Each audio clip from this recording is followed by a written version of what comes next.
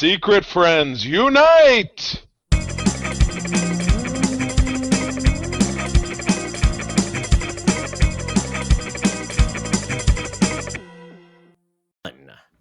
Welcome to the Secret Friends Unite podcast, episode 540. This is the official this is the official podcast of Secret Friends Unite. Vehicle, This is your guide to the, it's been a long week. We're driving. Yes. We're driving. Aren't the longest weeks the weeks when because you've been off this past week? I've been off. Yeah, it feels like it's like you've been like doing a bunch of shit. So doing stuff, cleaning up, rearranging, all that stuff. Well, yes, this is Secret Friends Unite. This is your guide to the geek side. I am Todd Oxtra, one of your hosts, joined by Charlie Carden. Flippity flop and floppity flip. Todd, I was going to tell you before we got rolling today, I was reminded a very long time ago, this is very random, when I visited the first house that you had out there in the Twin Cities, you had a no solicitor sign on your door. Yes. And I'm like, man, that's some old man shit right there. Guess what came in the flash forward to now what came in the mail to me today? I ordered the same sign because I had a very aggressive guy come up on my porch, try to sell me some kind of insect treatment, and I could not get him. I could not get him. Was it Aptive? I didn't even give him. I said, I appreciate your pitch. I said, no. He was like, well, tell me what you're paying now because I sold it to your neighbor. But I'm like, I appreciate your pitch. I got you. I gotta go. And I'm inside my house and he's still, I don't know if he was talking shit about me as he was walking away, but I'm like, not that a sign is really going to help, but man, I got to do something because it's something. Yeah. Yes, it's a deterrent. And I mean, my dog just barks like a mad dog when somebody comes to the door. So hopefully that's enough to deter them. And I just look at my cam from ADT and I'm like, okay, I'll wait till it goes away. Yeah. But I'm just like, but anyway, that was a random thought that I felt like bringing up because I remember I'm like, man, why would you need something like that? Now I know. Oh, now I know. Bad. But you know what? Now he's probably planted ants and cockroaches outside your house. That's probably what he did as he was walking away. He had a little jar and he just dumped them on my deck. That's Ant-Man in his spare job. That's what he does. He creates the opportunities for himself. Falling on hard times. Yes. Falling on hard times. Yes. Anyway. Yes. So just to kick this episode off a little different, I am making an announcement. And Charlie and I have already talked about this. Won't be a surprise to him. That'd be a hell of a surprise, wouldn't it? Drop it like a bomb. Yeah. Microphone drop. But I have made the decision to step away from Secret Friends Unite. It's a combination of many things. It's not a I hate Charlie, we're breaking up. It's not that. It's 11 years. I would understand regardless, but yeah. It's 11 years of doing, actually it goes back 12 years because we started the Facebook group and then a year later we said, let's do a podcast. We've had many milestones along the way, like when we did a live episode, we tried to figure out how to record and video and how to do all this stuff. And I'm thinking, of all the accomplishments we've had with having cool people, interviews, we went from, actually doing things in a more professional manner with, a real equipment, things like that. One time Charlie podcasted from the bed, which I always thought was a brave tactic. It's very cool, baby. It's very cool. Yeah. I've definitely gone through spaces because I was in my dining room for the longest time in this house, and I've been here for about 2 years, and this, but I get it. If we were one of these, if we were Joe Rogan, first of all, I wouldn't want to be Joe Rogan, but if we were like one of these monstrous money pouring in all the time, like this is what we do for a living, I get it. But when it becomes, this big chore and there's other things you want to do with your life, you're obviously at a place in your life where, things are changing. Your son is out of the house. You want to do other stuff. I get it. For me, this is, I don't want to say this has been my dream, but it's been something that I've dreamt my way into. So the show itself will continue with Peter and I, Holocron, which we've taken over, Code 47, which will, I suppose, for lack of a better, become our flagship, simply because it's the show that's been around the longest, that's ongoing. But this show, and Todd and I were talking about this in the pre-roll, will become a little bit more of an event-based. So let's say it's next summer and Spider-Man, what the hell is that movie going to be called now? Brand New Day. Yes. New Day is coming out. I will hopefully have Todd back on and maybe some other people, and we'll talk about that movie. You know what I mean? So it'll be a special. We're also looking to actually venture into the TikTok world. My friend Eric Hultgren does TikToks about pop culture stuff. And I think I might do the same. So there's going to be a lot to come. Pay attention to the socials. You know where to find us. But we're gonna still keep making content. You're still gonna see the Patreon shows that I make. You'll see them more consistently out here on the network feed as well, and hopefully that leads you back to the Patreon too, so you can get more. So anyway, Todd, I have hijacked your announcement, and now back to you.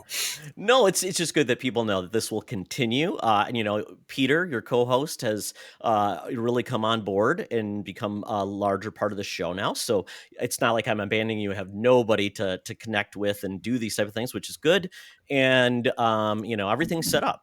So everyone who's part of the Patreon, part of all the different groups in Discord, it will continue to be here. I will be a lurker. I will, be available if there's something that's really cool and we want to talk. I'm not leaving the world of creative overall. I'm thinking about what's next for myself in regards to what I want to do. I still want to get into something creative, but it's like my mind after 11 years, I'm like thinking, I want to have a different focus than just more of the weekly news, things like that. I want to look in a different place. So I will tell you that Waiver Wire Wizards will continue. That'll be a new place, a new home for that, just because it's a little different. Really doesn't really fit Secret Friends Unite, to be honest. It's fantasy football. And then the video game show, I will be doing something. I'm not sure yet what that will be, but once Mark left, it kind of didn't feel the same. So it's going to have a different feel and things like that. So, just we'll talk about where you can follow me, but, just watch what I'm doing. And yeah, it's going to be different, and it's going to be a little bit different in space. And, it's part of the reason why I wanted to have Charlie still keep the heart of what Secret Friends Unite is and what he's doing that makes sense, and, not to, derail either. So that's where we're at. So we have one more episode of this, and there'll be another episode after today. We're going to wrap up the summer movie season. We're going to have John back, our very old friend John. And Todd, I respect what you're doing, and trust me, you remember when I started Code, I had 3 people in a row just drop out on me. No word, just maybe a nasty email, maybe a rage quit. So it's like no respect. You know what I mean? And this was respectful. This was caring about the brand. This was caring about a friendship. I think when you're not doing it with people who are really a friend first, that's when things kind of probably fall apart, because you just don't care. Yep. And we've always cared. We've been friends for 30 years. 30 years this month, as a matter of fact, September. Crazy. Yeah, September of 1995. And yeah, that's when this all got rolling. So yes, this will be here. Love to see Todd back when he's like, oh man, I just saw this new show. I got to talk about blah. Or Peacemaker just ended and I want to talk about the season or something. We'll keep we talk every day. So something will come up. So, anything else?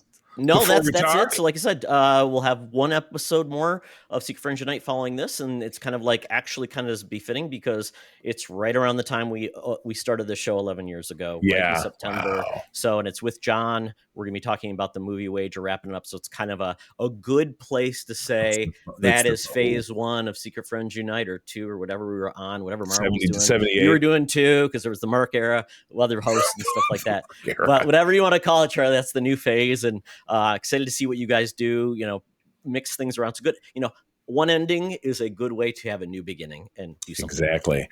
Yep. Never bow down, never surrender. That's right. I'm gonna abbreviate the Patreons this week because the good news is you know who you are.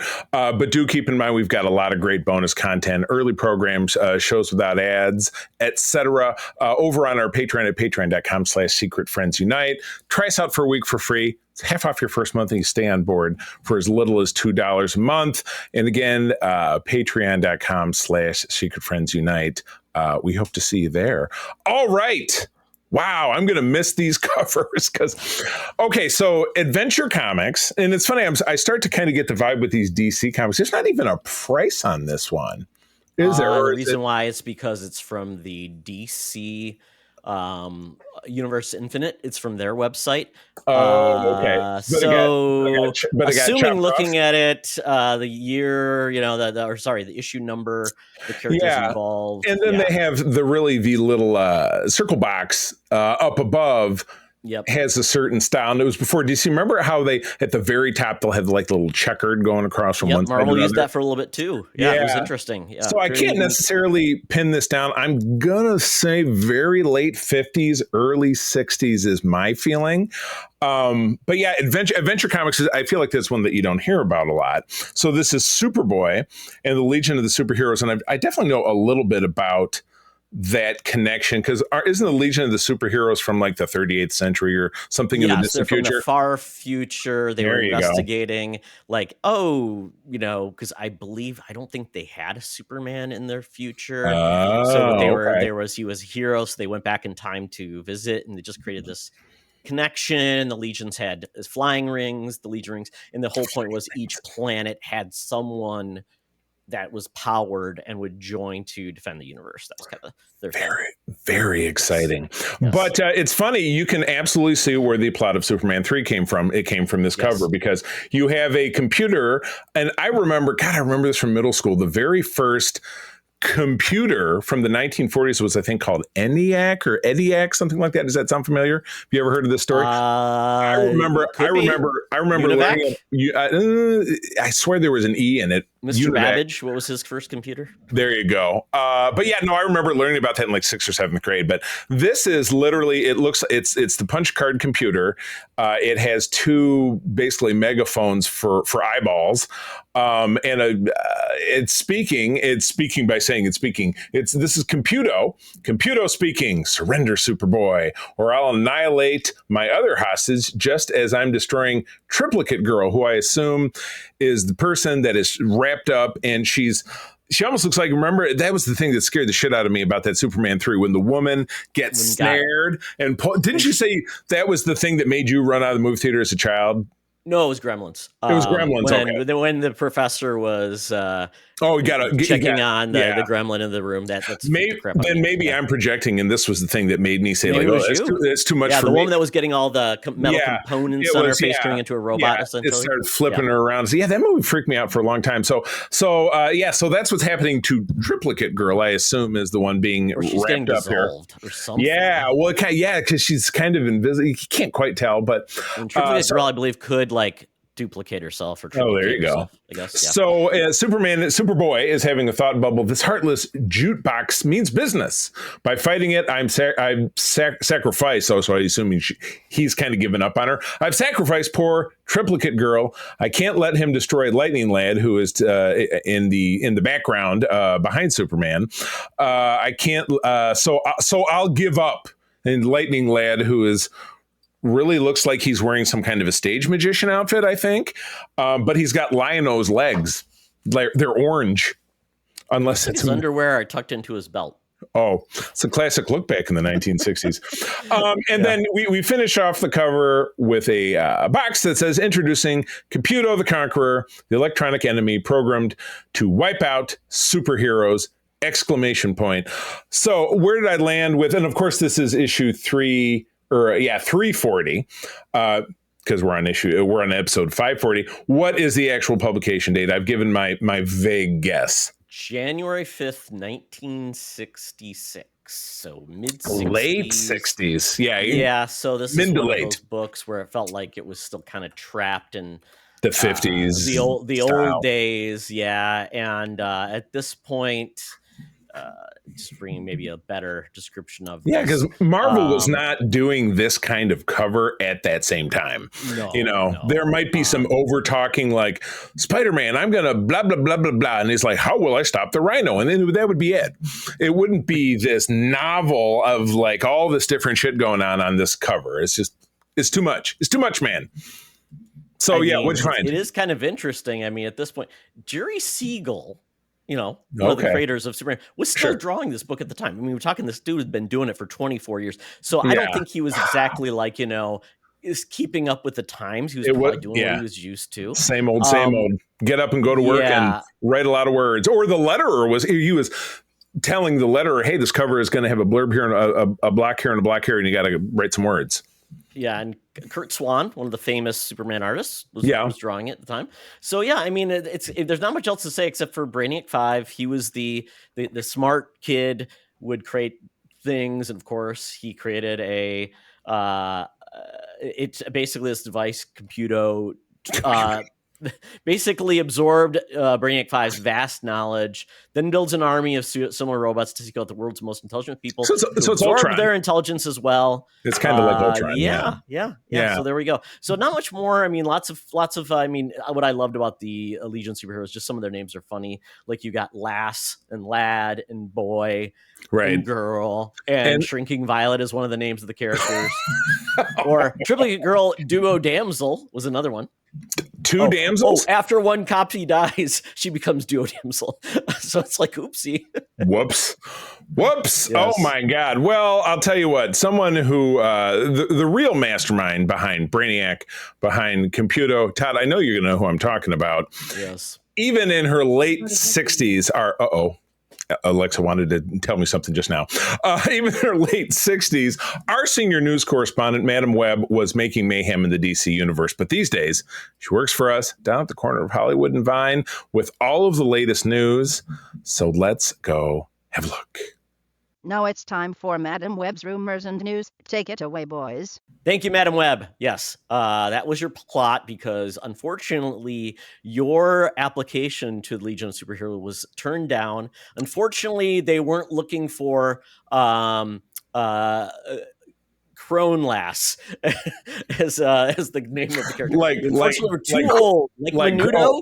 That kind of Crohn's, not like the terrible Crohn's. Not that kind of Crohn's. Okay, good. Yeah. That would be unfortunate, but that would be a horrible power. Yeah, right. Yeah, what do you do? It's like the guy I watched. I can never keep him straight. Is it The Suicide Squad? Is the James Gunn one, where the one that came out most recently that is still part of continuity in 2021? That's the worst idea. But anyway, I was going to say they had the one guy who was Nathan Fillion's character that he could detach his arms and go punch people. And that was it. And so all people did was shoot him and then shoot his arms, and he was dead. Well, I guess think about it this way: like when people say the Ohio State University because they want to say it's the real one. The Suicide Squad is the real one that we very good. Okay. Is there another Ohio? Are they trying to separate themselves from the state of Ohio? Is that why? No one knows, Charlie. No one knows. Ohio people are weird. Yeah, being that I have worked in and out of the state of Ohio because it's very pivotal in the restaurant industry in the Midwest. They're an interesting breed. I have a couple of very good friends who live in Ohio, but they're a different breed. There's no doubt about it. No disrespect to anyone hearing my voice who lives in Ohio. All right, first story. Harry Potter is coming back to HBO Max in a television series. And this was, I had posted this on our Discord yesterday. There was some lively conversation. But this was the first time that I've seen the leads side by side. And the kid's not wearing glasses. What? So being so much that you're much more of a Potterhead than I am, as I recall, why don't you tell me what we got going on here? Yeah, so we are getting this new HBO Max series, and I truly understand people that are not into it because of the creator. Totally get it. Yep, but as I've always believed, sometimes it's very important to separate the art from the artist because, unfortunately, there are a lot of bad people who make really good stuff that inspire others. I know a lot of people in the LGBTQ community have also embraced it because they felt like it was something they could relate to and that brought them joy. So, you know what? If you don't love it, great, boycott it, do whatever you want. But I would say don't attack people who do enjoy it because you know what? Yeah, they may be an ally to you, but they may enjoy something. And we're not directly paying her, but yes, she's making money of this. But we're also getting great people who spoke out against her. There were prior cast members, so you know what? It is what it is in this case. But in regards to this production, this is actually going to be taking a unique view where it's going to be every season will be one book. So the opportunity with this is that this will probably be a more faithful adaptation of the books, meaning there's a lot of things in the books that were left out of the movies because the movies are only 2 hours long, and which I think a lot of people will appreciate because that's the type of little, nuances that are fun as part of a book that you lose when you do that. And one of those nuances is that fact that Charlie, not me, I guess from the book, not me. One of the Weasleys, Charlie was one of the brothers, but basically he was never in the film because they basically just said Charlie's in Romania at the moment, but will joining us soon enough. It reads, but was never in the movie. So we've got a picture of the family of Weasleys now, very redheaded, curly-haired folks, and we're gonna get basically Fred, George, Percy, Gracie, and Ginny along the way. So that will be cool. Which one of the characters was the dude who is now starring in the paper, and he was General Hux in Star Wars? He's Brendan Gleeson's son. It was Brendan Fred, Gleeson's son. I think. Oh, okay. It was Fred, maybe, because the two brothers. They there was the twins. There was the twin.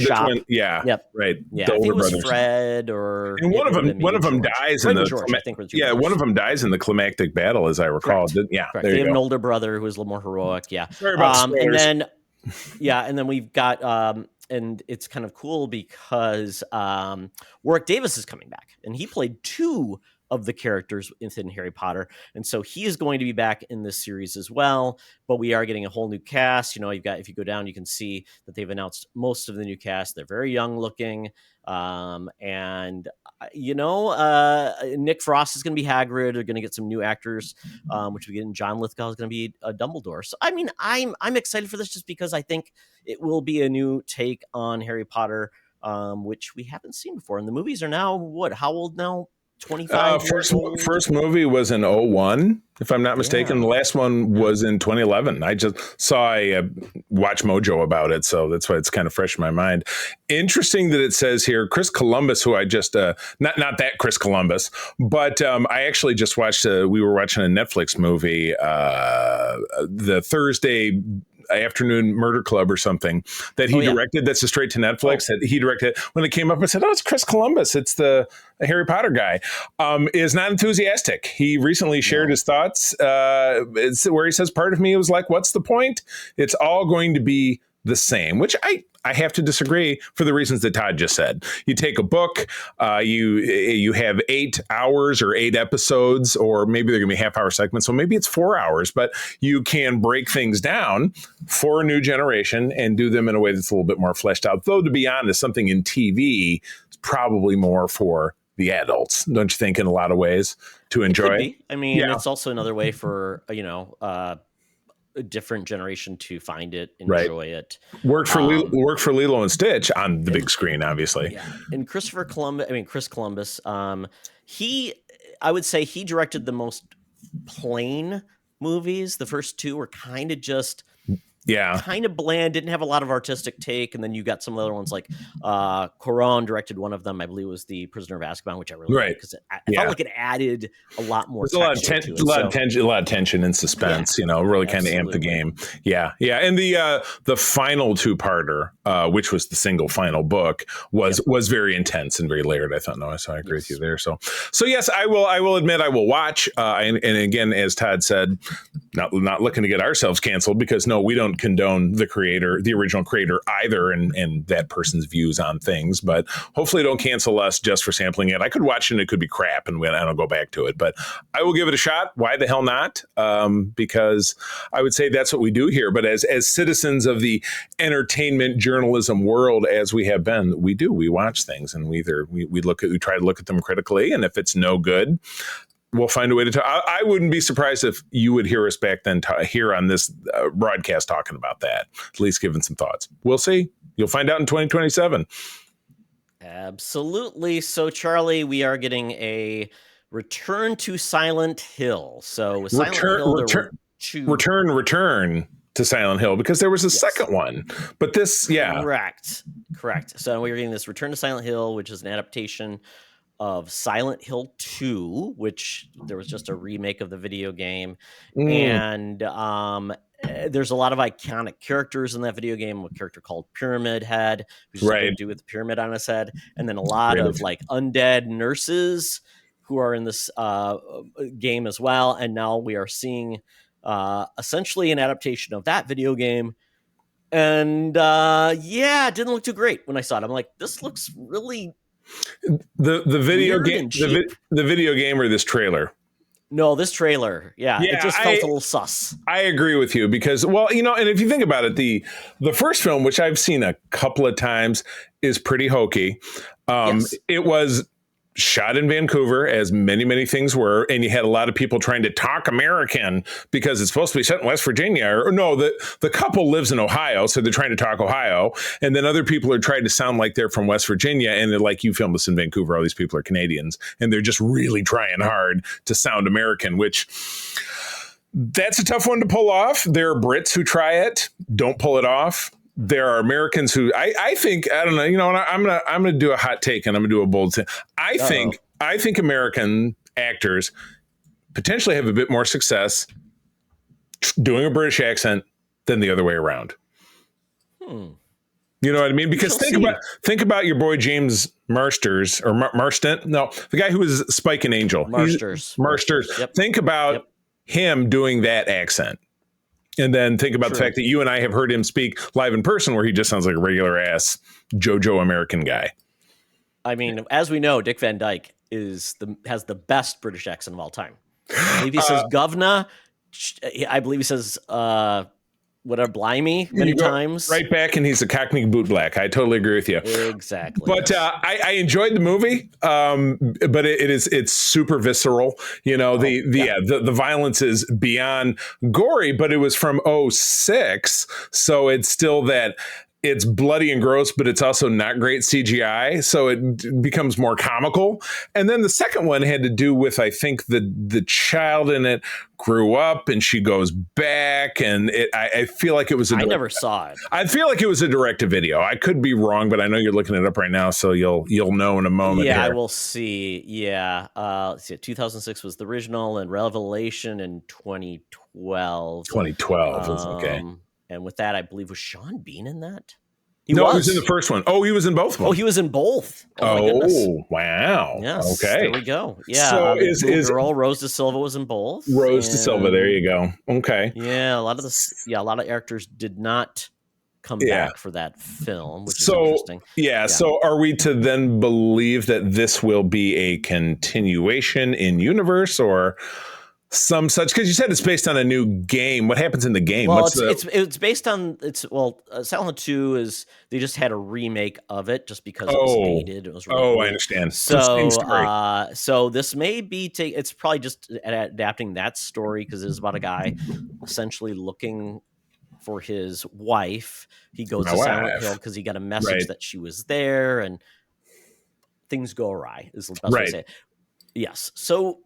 You know, it could be fun, could be interesting, but once again, with this trailer, something just didn't sit right. Something didn't look right. It felt very, two minds of it. A, I agree with you.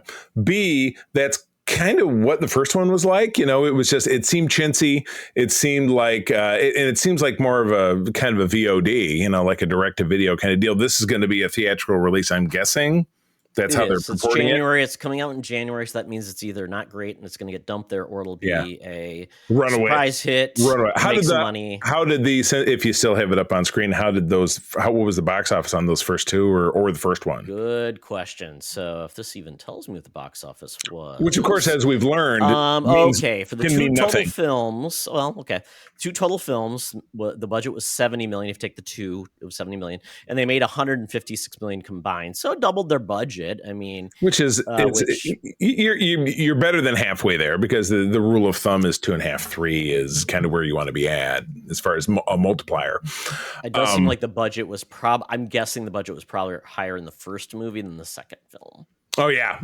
I would say it did seem a bit scaled down. Absolutely. So I don't know. Oh yeah, 20 million made 55 million. So pretty decent return. Almost 2.5. So a double. So basically, the first movie almost had 3 times the budget. So, okay. Yeah. And it also was in 3D, Charlie, so you could watch it in 3D. Such a fad back in those days, 3D, my goodness. Mm-hmm. Oh, speaking of things that I can't even believe this is the second one, because I feel like didn't the first Mortal Kombat, the recent reiteration, did that come out during COVID and it was like a direct? It just was on HBO. That was it. Watch it, or Max, or whatever we called it at the time. You could watch it. It didn't get a theatrical release. And I believe that's Zaslav now is saying nothing is going direct to HBO Max. It's going to be in the theaters first. Yeah, got to. So that's what's going on here. So they've moved the date to go side by side with Mando and Grogu. So suicide? Sorry, no, that's not a word you're supposed to use. Is this what's the word? Just a bad idea? Is it just a bad idea? So this one's coming out May 15th. Grogu is the week after. So, I mean, I mean, they'll probably have a good week there. And Mando and Grogu, I mean, it's going to be for an all ages, where Mortal Kombat 2, I believe, is going to be R-rated. So even then, it's like not really competing against each other. Yeah, it's true. It's true. Though obviously there's some crossover, but because everybody loves Star Wars, right? Or at least that's what Star Wars people want you to think. But it's funny that this blurb says the new film will now be released after the heat has hopefully died down from The Devil Wears Prada 2 on May 1st. Yes. I don't know about you. Complete crossover right there. I don't know about you, but are a lot of people losing their minds over The Devil Wears Prada 2? Is that going to be like a scorcher? Is that the counter programming for the summer of 26 that's just going to, for the female quadrant, that's just going to light the world on fire?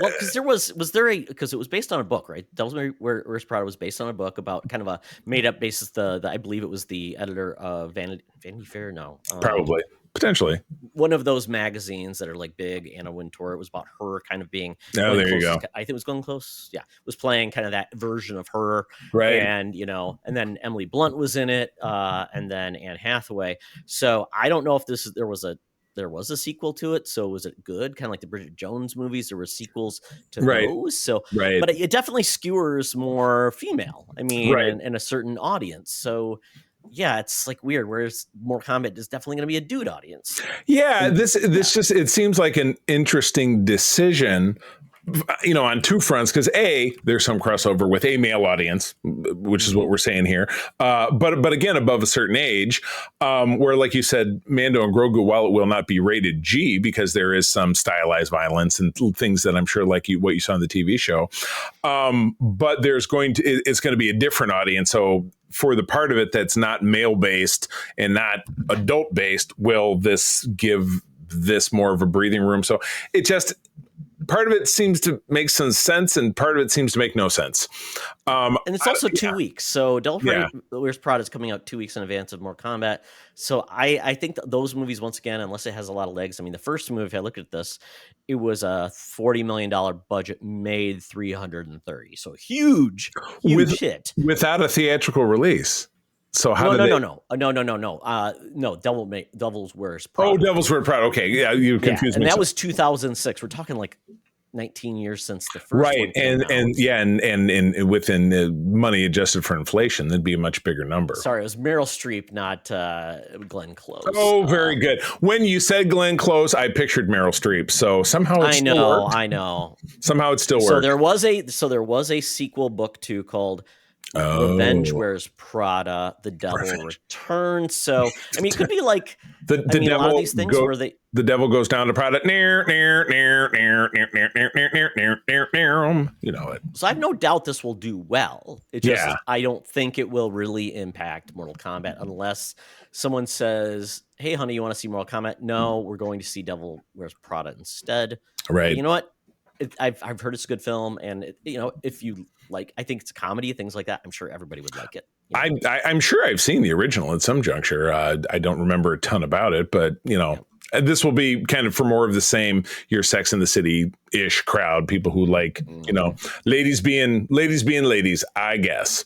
So and Mortal Kombat most likely will be just do really big its first week. Yep. And then it'll just die down anyway. So front load.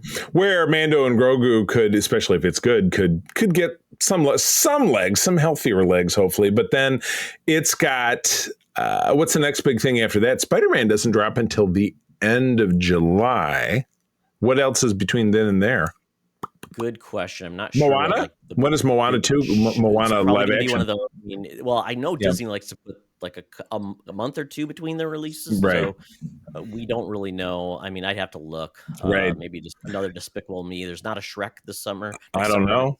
It's the following year. It's pretty odd. I foresee, and hopefully I can talk you and John into coming back, and for us at least, we'll still do our movie wager, but for us to just kind of jump in and say, hey, this is what we're thinking about for the summer, and keep it alive on the social media. I'd love to keep doing that. So, well, Todd, I know that you're disappointed that they don't appear to be adapting the 2002 Star Wars Starfighter game for this movie. Yes. But and we're going to talk about this on Holocron as well. We're recording this weekend for a release next week. We got Laron back. Laron has been a regular contributor over on Code 47. This is his first time over in Holocron. We're going to moving forward. We're covering the original trilogy, so we're talking Empire Strikes Back, and we'll talk about this. Coming out in 2027, Star Wars Starfighter. We got a slew of cast news from director Sean Levy.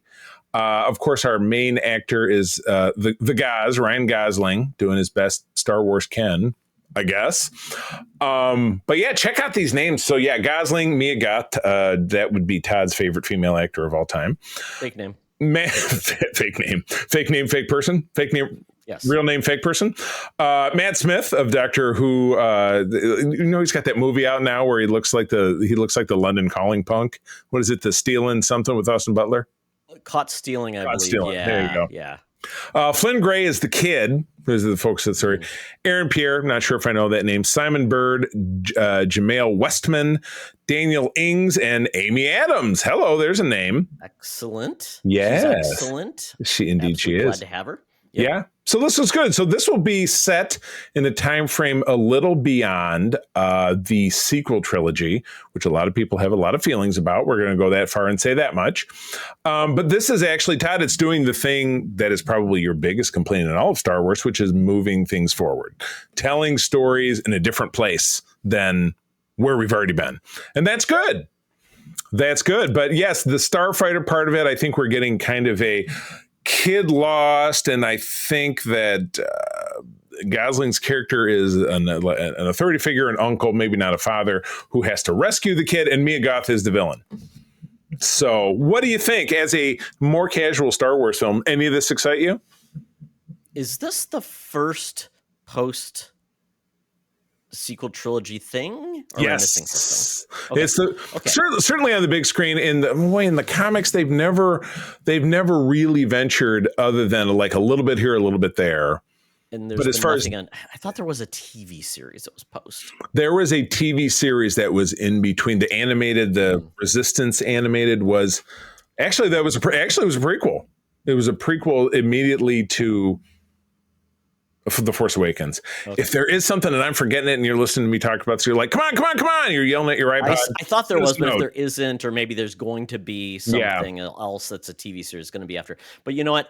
I'm all for this. I like a more simple story. Yep. I feel that's a good way to develop characters, not be another, oh, who's that? Well, Mia Goth will be that. Who's that mysterious character with a cool costume that I think is cool? And right. It happens with that's what Star Wars does. Right. But Ryan Gosling has so much charm. I think Sean Levy knows how to make entertaining films, as we've seen. So I think it's a good recipe for just maybe making Star Wars fun again. Yeah. Where it's been gloom and doom and holy cow, all this, it's fun, yippee, right. Podcasting, that was kind of, or podcasting, pod racing. Yeah, that's the name of the episode. Yippee, podcasting. Yeah. So but why not? Space fighting, Charlie, Starfighter. There's so little anything in space in Star Wars these days. Yeah, there's so little star to the wars, because Star Wars has had some very big stumbles in the last few years. Different people have different opinions, but a lot of people will agree. Todd has always made the point, more is not necessarily better when it comes to Star Wars in particular. The Book of Boba Fett was a great example of more was not better. Obi-Wan Kenobi talking about coming back for more is not better. There was some good stuff, there was some not great stuff in that, but it's past. Let's move on, let's jump forward. And I know some of the other things that are discussed is to jump even further forward, and Rey, the character from the sequel trilogy, will start to rebuild her Jedi Academy, and you're going to have a time frame going forward from there, so things that are new. So yeah, I'm all for this. This will be a big splash of summer 2027. So we're talking about 18 months from now. And more, and the good news is this is one that you'll continue to hear about from me anyway, because we have a Star Wars show. If you haven't listened, it is called Holocron Chronicles. You can find it off of our website and wherever podcasts are found, et cetera, et cetera. So it looks like then we're going to get, potentially maybe going forward, Star Wars, a movie a year, and then probably no more than 2 TV series a year, Is that the plan? That's would be more than they're doing now. But yeah, I've heard something to that, and I've already closed the window, but I've heard something to that effect. Yes, absolutely. Okay. So that's good. That's not a bad approach, but of course, release less. Right. Yes. Let people actually enjoy. Yeah, and let absence make the heart grow fonder. So, all right, James Gunn and Clay Face. This is part of the DCU proper, is it not? This new production. Correct. It's part of the Gods and Monsters of James Gunn's when he announced all his projects. We are getting this movie called Clayface. It actually is in production. There's photos from the set. And Clayface is a heritage Batman villain who has had different origin stories, but basically he was an actor and he tried to keep himself young, which went awry because I guess this aging stuff turned him into kind of a monster, and he could change his appearance, but he couldn't hold it very long. Whoops. Yeah. And then we've seen different versions, and we've seen different versions of him where he becomes a monster, can control himself. And then I think the animated series where I think a lot of people know of the character most likely, where he just was always playing an actor. And in this instance, it looks like we're going to go that route because we've got so the person who's playing Clayface is Tom Rees Harries, handsome man. They're showing a picture of him without makeup. He's very attractive. And then he doesn't look so handsome with the makeup on. It might be bad plastic surgery in that one where it went totally wrong. But apparently, the person that's going to be his manager is Ray Donovan star Eddie Marsan. I know him. Yep. So we think this is going to be more like the fact that it's going to be more like the animated series where basically he's a struggling actor trying to keep his appearance and his fame. So, and then it says basically at this point, James Gunn says, Mike Flanagan is somebody who I've been friendly for a long time. And he wrote me about Clayface. He texted me about it really early on in my DC journey. Just being honest, I did not think that was something that was going to happen, but he came in and he pitched the idea and I was like, oh shit, that's cool. Sorry. It's a body horror movie. It's a horror movie that, like any cool body horror movie, just happens to be in the DCU. And he wrote the script, and the script was fantastic. We did not plan to do Clayface. So this is an idea of where the idea and the script really motivated versus someone say, let's do a Clayface or let's do a Kool-Aid movie, right? And then a Kool-Aid movie. That's right. Oh, that's good. Yeah, and you're right, because that's been Gunn's. That's how he's driving the bus. Is he says we don't shoot things that don't have a completed script. We are not going willy-nilly. We're not saying I got this idea and we'll kind of jam it in and then we'll make some CGI and then we'll burr, burr, burr, burr, burr. He's saying nope, completed scripts. Go into production. If it's not completed, don't tell me a line of BS. Just get out of here and finish it, and then I'll read it. And if I like it, then you got a chance. So I admire that. May that always be the way. May he not, throw that out the window someday because Warner Brothers says, "Oh, we need more stuff." And hopefully we've all learned our lesson from the streaming wars. They have all learned their lessons. Hopefully we learned the problem with the villain take from Spider-Man, right? That make the villains interesting, not so much, and make them bad movies. That's what I think we learned. This movie is coming out September 11th, 2026. So it's right in that horror film, a good time for it. And quite honestly, a lot of people aren't going to know who Clayface is because he's never been on the silver screen. So I think this will be a surprise for a lot of people and maybe manages more of that Joker feel when that really took off. The first one, not the second one, yes. Which I've never seen, and I don't know if I ever will. Because I haven't either. I don't know if I'm even that curious because no one defended that movie and said it's great. That is the thing that makes you really dubious is that if nobody's like, but you just got to give it a chance. Watch the 4-hour cut of it. It'll be like Justice League, right? My God. Well, that is it for the news. We have got to get ourselves out of here. Todd's got to get away from his green screen. I got to get out of my studio because the Geek Easy awaits. Got to get ourselves down there. My Uber has arrived. I jump on in, smelling sweet like pine, and I hear this familiar advertisement. Hey, Secret Friends Unite, let me tell you about Zencastr. We use them for our show, and now they're supporting us. Zencastr is now the all-in-one solution making podcasting easy. It's the ultimate web-based podcasting solution. Provides high-quality audio and video podcast production and hosting. With a full suite of professional tools, podcasters can seamlessly record, produce, and publish studio-quality content, all from one dashboard. Being a creator has never been easier. And we chose Zencastr because of the ease of use, high quality output, and it makes it super easy for our guests to come on. We had multiple solutions we tried before, and Zencastr has just been the best fit for us. Why Zencastr? It's now super easy to record a podcast with Zencastr. Log in using your browser and start recording a high-quality podcast right away. Record studio-quality sounds and up to 4K video with your guests. Feel a sense of zen knowing Zencastr's multi-layered backups ensure you always have your recordings in the highest quality, even if the connection is unstable. Have you ever worried what you sound like? Zencastr's post-production process makes you sound buttery smooth. It automatically removes those ums and ahs in your recording. It removes those awkward pauses in conversation too. Set the right podcast loudness and levels while reducing background noise with the click of a button.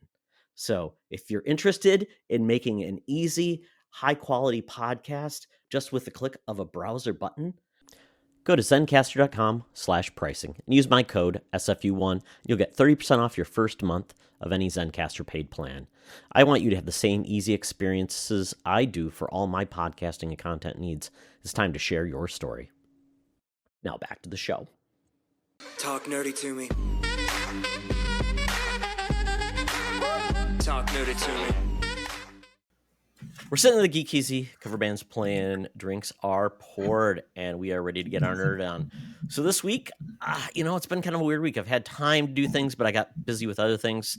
And so really it was just catching up and getting close to fully caught up on Alien Earth. I am through 3 episodes. I've started the 4th. Right. And it's kind of weird because it does kind of feel like it's a 3-part is kind of like the beginning of one story, or that it wraps up one part of the story and then it leads to another character in his kind of journey. Yeah. I tell you, I'm really enjoying this. Once again, I'm trying to figure out where this is going. Right. Some characters are out there that I feel like they have interesting ulterior motives. We were introduced to one of the other, through a phone call at least, one of the other owners of one of the corporations, Wayland Yutani. Yes. Wayland and Yutani they're separate people we've met throughout this. One of them was Lance Hendrickson back in present times, and the Yutani was Guy Pearce, but in more of a future-ish kind of time, or at least that's when we met.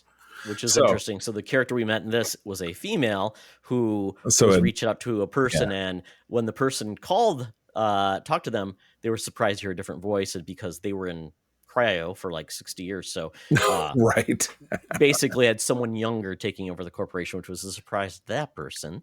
And then I think one of the other interesting things is we've got obviously Wendy, aka I can't remember what her real name is. She is an interesting connection to the aliens. Right. I'm not 100% sure why. Ooh, that end of that 4th episode is interesting, having to do with her. You'll see. Is that the one where it ends with the one song, the Metallica song? That was the 3rd episode. That must be the 3rd. Okay. Right. So I ended there. So I'm on 4. I haven't watched it all, but really enjoying it. It's really cool. I don't know where this series is, if it's going to lead to just this is the standalone 1 season. That's it. Right. That would be great. I'm not sure either. Yeah. No, but I'm enjoying it. But they're definitely doing some, and the Wendy character obviously being central, and how she is moving towards something a little outside of everything as it relates to the alien itself. Yeah, it's very interesting. And the boy genius who's kind of creepy. Yeah. Yeah, a little bit. Well, I guess he'll get creepier. So even more to look forward to. It should be. Yeah. And then I wrapped up Wednesday season 2 part 1. Right. Which we're getting part 2 a couple days later this week. I think Wednesday, actually. Yeah. On Wednesday it would have to be. Yes. Yeah. Synergy. Really enjoying it. Obviously they gave us a teaser at the end of that, and we are being introduced to the fact that Lady Gaga is now going to be in part 2, and I believe she is Morticia's sister. Oh god! Who they've been dancing around through the episodes, but it ended on a cliffhanger. If you've not watched it, the first block ended on a cliffhanger, so you'll want to tune in. Yes. It ended on a cliffhanger, but the preview bit kind of solved the cliffhanger. Yeah, but it wasn't really hard to figure out that what was being suggested in the cliffhanger was going to be resolved. Yes, exactly. Yeah. But if you've not watched it by now, you've not watched it by now. But tune in. But like I said, it wasn't like, oh my God, is she really dead? I mean, come on. Exactly. But I will say, I loved having Fester being kind of the focus of one episode. He was amazing. I'm like, he brings so much energy and quirk and fun. I'm like, man, it's just kind of neat how one character can really change the path of an episode. Because I will tell you, Pugsley, I don't like that actor. He's just so bland. I mean, maybe he's playing it that way, or they need to do something with the way they present him. He has no energy, and he just doesn't bring, he doesn't bring like the menace or something like that to the other characters. This in the storyline doesn't really seem to be going anywhere, as I recall. They're cultivating a zombie, and how does that going to tie back in? So they've kind of Poochieized him for this, you know what I mean? So they brought in more characters, which they could have left out and just kind of kept the focus on her on Wednesday, where they didn't. So I agree with you. I think it's kind of superfluous. Especially when we had a great Pugsley in those movies from the 90s. He was that kid was a good Pugsley. He was kind of quirky, a little goofy, yeah. And he was, once again, though, he was never like the focus, whereas Christina Ricci obviously was great. And, So we'll see how this goes, and I'm assuming we'll get a season 3 because it's huge. Yeah, people are digging on it. No big. Did we have a dance? Was there a dance? Did we get any new dance moves? I'm trying to remember. No new dances. Well, I'm sure there'll be something. Though. Hopefully that'll be the way they wrap it up. Well, I didn't watch anything outrageous this last week. We started watching Seinfeld again just for the giggle of it, because we were talking about Seinfeld or saw something in a YouTube video about Seinfeld. And you and John and I were talking this morning, and I likened it to the first season, which was like 6 episodes. I likened it to Parks and Rec, but then I turned around and also likened it back to like the first season of The Simpsons. Almost completely unwatchable. No great moments. None of the jokes seemed to land. None of the jokes seemed to age well. Nothing looked great. And watching a bit more of the second season now, you're getting some of the more classic bits that are starting to stack up. So I'm enjoying that, but it'll be one of those back burner, who knows when, hey, we got to watch something quick. It's lunchtime or something, but still enjoyable. I think a lot of the humor holds up. Do they reference, because originally it was the Seinfeld Chronicles, and I think that was just season 1. Maybe that was changed it just to Seinfeld. I think it was just. Did they reference that at all, or even show it anymore? I think it was even just the first episode, because I don't think it was called Seinfeld moving forward. But there were really obvious big changes, like Seinfeld's dad was a different actor. Seinfeld's apartment was a studio apartment in the first season, where in the second season he had a bedroom. Because he had a studio apartment and he slept on the couch, because there was his parents came up for a anniversary party and they took his bed, and then he had to go. Kramer was in the first season, but he had to go across the hall and bunk in with Kramer because he didn't have a bed. Yeah. Okay. So little thing. And then George was also a real estate agent in the first season. But they also managed to plant the seed about Art Vandelay and the importer exporter, and not the latex part, but when he was making up jobs. And he also made up that he was an architect. So there were kind of little sprinklings of things that would flower to become signature, iconic Seinfeld bits. So I enjoyed it, but you can skip the first season, you can jump to the second one, but it's something that grows, I would imagine, and it kind of flowers as the seasons go by. But what'd you find out? At Kramer's name in the first episode, they called him Kessler, and he was renamed to Kramer. Kessler, yes. He doesn't really roll off the tongue. So anyway, that's on Netflix if you happen to check it out. And then months and months ago, it was because of the Penguin. April and I said, let's go back and watch the Batman movies. And we made it through. I watched Batman the movie and some of Batman 66, which April can't stand. And then we watched the classic, the 89, which was very seminal to our youth. Those films were diminishing returns because they just got worse as they went on. But we watched them all because April is very much a completist. And then we watched the Batman from 2022, or 21. Oh, the Batman, yeah. Yeah, the Batman with 2022. Rob Bat, and that was better than I remembered. And then for some reason we got dropped off, or we did drop off. So we hopped over watching the Nolan trilogy, which of course I've seen many times. You've seen many times. You've often cited The Dark Knight for a long time as in your top probably 3 or 4, 3 to 5 movies, and that you love so much. And man, they really do still hold up. The first one is okay. The Dark Knight, I don't think they could have done any better. And then they kind of did the best that they could with the last one. You know what I mean? They're all very long movies, very involved, but still a very good start to finish Batman story. You know what I mean? Where, you have a beginning, a middle, and an end, and they, with the films, bang, bang, bang. And I can rarely think of a trilogy that is so complete. Now, the Star Wars, before it became all this, actually did tell a story that's had a beginning, middle, and an end, and that was pretty good. You could have had no more Star Wars films, and you'd been okay. Yeah, you would have been like, and they all lived happily ever after. You know what I mean? Exactly. Things sucked in the beginning, they really struggled in the middle, and in the end, they saved the day. I mean, Captain America kind of had a trilogy, but I think the issue was it didn't end because obviously it kept on going, and Secret Wars, the third Captain America film, the Civil War.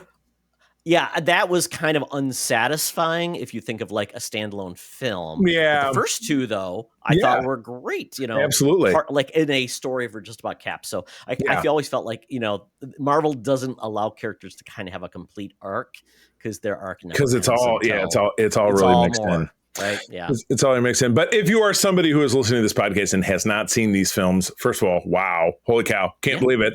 It's available on HBO Max. Obviously, it's available video on demand and still in physical disc form. I highly recommend it. It's definitely one of my favorites. Old as they are now. First film was 05, 08 for the second one, and 2012 for the finale. So it's pretty wild. And I love that last movie. Everybody was in that movie. Tom Lennon had a role. Glenn Powell had a role. Ben Mendelsohn had a role. Yeah, exactly. It was there was just a crazy amount of people in that movie that were just like went on to have bigger and other things. Todd, you've not watched much of Twisted Metal, right? Didn't you say you watched? I've watched more of the first season, so I'm moving forward. What was the girl's name? Silent. Is that what her name was? Quiet. So now she is actually talking. Watched the last episode I watched. That was the Anthony Mackie and Quiet were needing weapons, so they got picked up by the convoy crew, and they solved that last story, or they gave that one old lady kind of a peaceful death, and then it from there. So I have a lot more to catch up. I know Anthony Kerrigan is. I don't remember any of that. Season. Yeah, You're right. The new season just gets. I mean, the whole thing is ridiculous because you have this post-apocalyptic world. You don't really know why, but 25 years have passed since society fell apart, and it's basically Mad Max. People are driving around in cars with jagged metal guns and different stuff. And at the end of the last season, they had gone through everything to achieve this, and then by the beginning, at the end it falls apart, and then you have a second season where they're out there kind of discovering everything else. You're right, Anthony Kerrigan, who was Zaz in Gotham, and of course he's Metamorpho in the Superman movie that came out this summer, is your very over-the-top mustache twirling villain in the final episode. And again, beautiful hair, with a beautiful wigged hair. But again, this much like they do over on Prime, and this is on Peacock, or Peacork as I like to call it, because that came from 30 Rock, and it rolls off the tongue. They released it in blocks. There'll be 2 here, 1 here, 3 here. The last release was 3. So the last 3 episodes came out. So bizarre. And it is revealed kind of where the whole Twisted Metal thing came from, and as it relates back to our main villain. But we get introduced to Anthony Mackie's character's sister in this, and the gang of the female gang of rogues that she leads, and it's just it gets more and more silly and ridiculous. Nice. But it does end kind of with a cliffhanger that will keep the story moving. So yeah, it's a lot of fun. I'd recommend tuning in. It is graphic. The main villain is Sweet Tooth, who is this heavy set guy who wears a clown mask, and he is voiced by my God, it's going to escape me. The guy who was Lego Batman. Will Arnett. Will Arnett, exactly. But I mean, it's ridiculous because a lot of times he walks around with his head literally on fire and has no ill result. So everybody is a fantastical weird mutant. It's a little bit more Fallout than it is Mad Max. You know what I mean? As far as how people are amped up and weirdly. Well, and I'm putting in the chat for you, Charlie, to watch later. Oh, I see. These are based on video games where it was just a combat competition, and it's like, so the first game from PS1, so it looks horrible, and then they started giving these characters more like movie likes in the intros for the games they got older, different versions. So the fact that they even were able to adapt something as crazy as like dudes who have wheels for their arms, and that was one of the other guys, a very very handsome black actor who you've seen in a ton of stuff, was that character. I cannot remember his name. Like, how are they going to do that? Oh, he can just remove the wheels. They did, and he also drinks gasoline. He's just sitting there glugging, drinking gasoline, but he's a normal guy. Like, he's still talking and stuff. But yeah, there's a lot of. So it's okay. It's okay. To drink gasoline. Yeah, let's go do it right now. What do you think? Maybe we should have done that in Chicago. We should have gone to that gasoline bar. All the gasoline you can drink. Glug, glug, glug. Which is funny because, there was Patton Oswalt did a bit. He says, the guy who was the film critic on my local TV station would come on and say stuff like, well, there's no movie from Australia, so right there, whatever. But let me get this right. It's the post-apocalypse. There's no gas, but everybody's driving around in cars. I don't get it. No stars. Nope. Exactly. Yep. Absolutely. Anyway, all right. Well, that's it for me.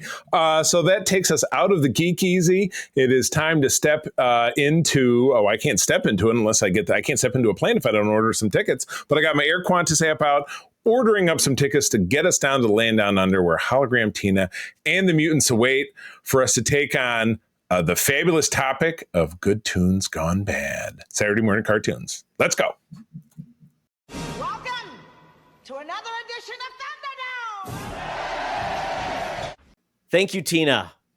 The mutants have been gathered for a topic or game to be entertained, and this week we're doing something that we've talked about for a long time, and that is talking about kind of Saturday morning cartoons and how a certain group of us that was essential to our childhood, but essentially doesn't even exist. Hasn't existed probably in the last 20 years at the advent of cable TV. Right. Oh God, what now streaming. Yeah, you're talking more about going back maybe 25, closer to 30 years, really. Yeah, we're talking the kids in the 90s. That was still something because if you didn't have cable, then you still relied on the big three, the main channels. But even Fox came along, and then you got some weird spinoffs. But really, it was Saturday morning cartoons became a thing where they needed to fill programming on a Saturday morning where not much real estate was there to actually make money off of. There was no news shows on the weekend like you had the Today and things like that. Those didn't exist.